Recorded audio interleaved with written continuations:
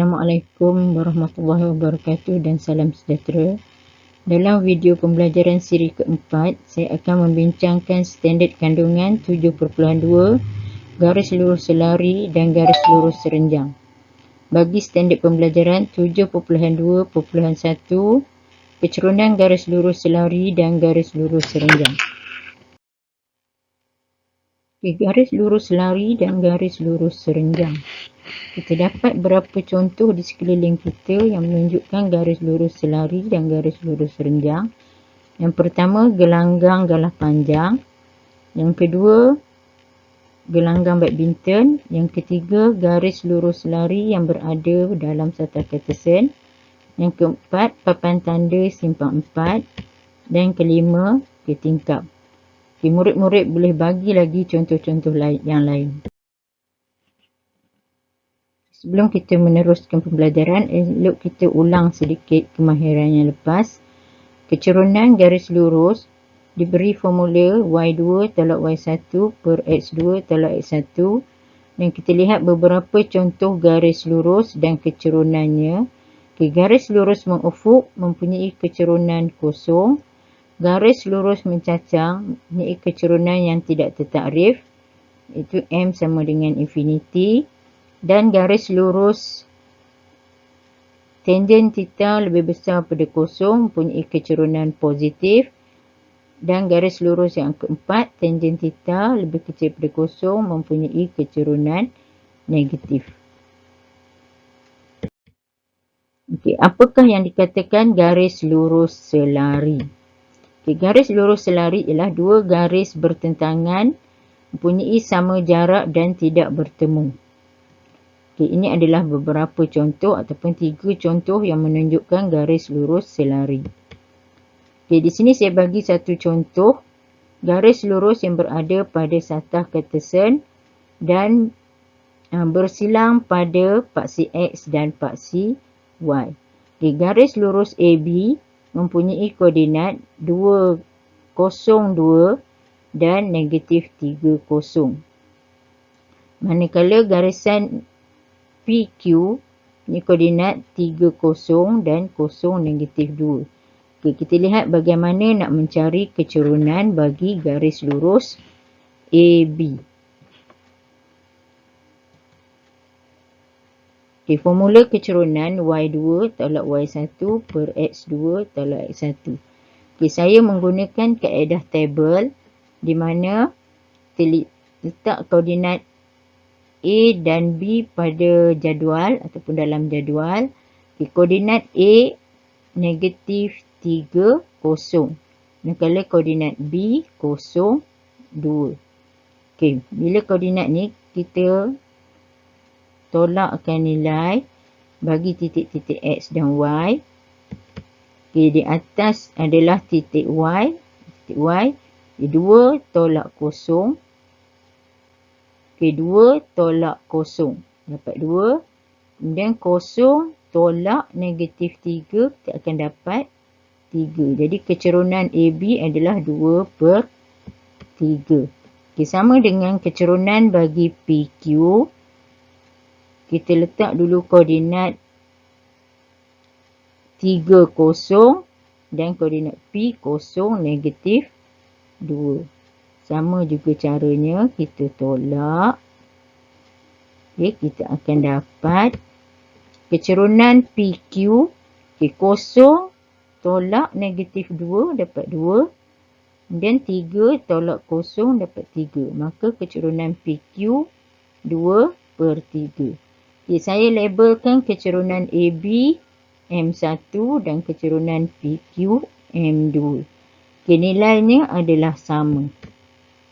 Sekiranya M1 sama dengan M2, maka garis AB dan garis lurus PQ adalah selari. Ini adalah formula untuk menentukan garis lurus selari M1 mesti sama dengan M2. Kita lihat pula garis lurus serenjang. Garis lurus serenjang ialah dua garis lurus yang bersilang pada sudut tegak ataupun sudut 90 darjah. Okay, kita lihat gambar rajah ni. Ada garisan AP dan BP. Dua garis ni bersilang pada sudut tegak. Okay, dua garis ni bersilang pada sudut tegak. Okay, di sini kenyataan dia, sekiranya dua garis lurus yang berserenjang antara satu sama lain, maka hasil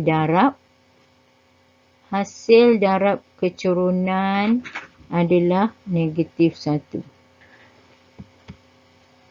Okay, maka M1 darab M2 sama dengan negatif 1.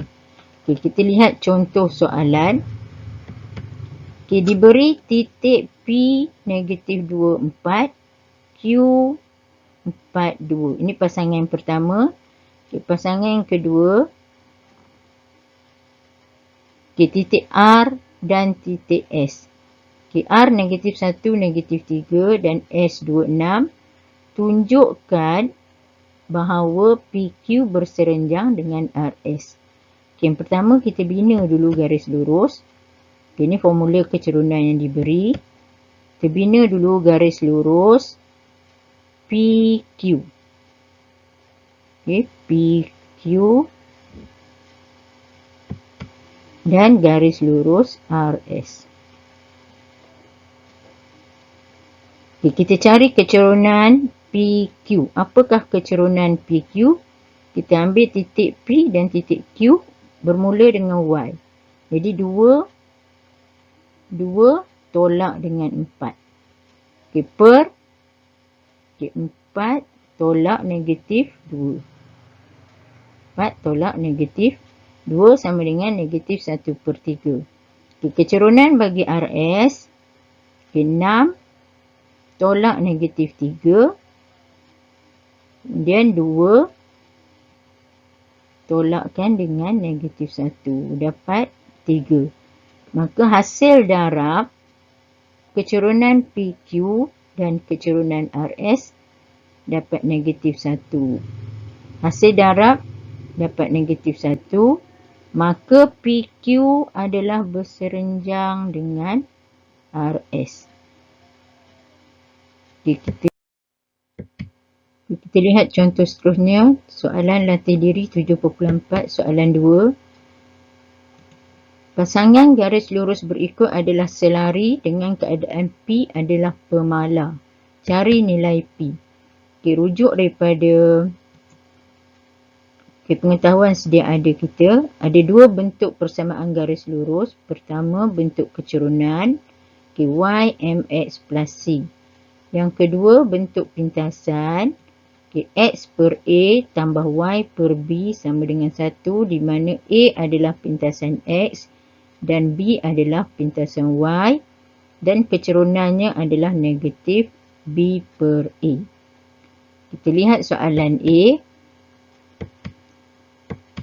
Okay, persamaan yang pertama, 2Y sama dengan 10 tolak X.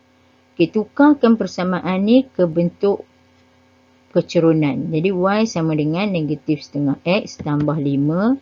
Maka kecerunannya adalah negatif setengah. Okay, persamaan yang kedua, Y sama dengan 3PX tolak 1. Kecerunan sama dengan 3P. Kita bandingkan kedua-dua M1 dan M2. 3P sama dengan negatif setengah. Maka P sama dengan negatif 1/6. Okay, lihat contoh soalan B. Okay, soalan B diberi dalam bentuk pintasan. Jadi kecerunan bagi bentuk pintasan adalah negatif B per A. Maka kecerunan dia adalah negatif. Okay, pintasan Y negatif 6 dan pintasan X sama dengan 3. Maka kecerunannya 2.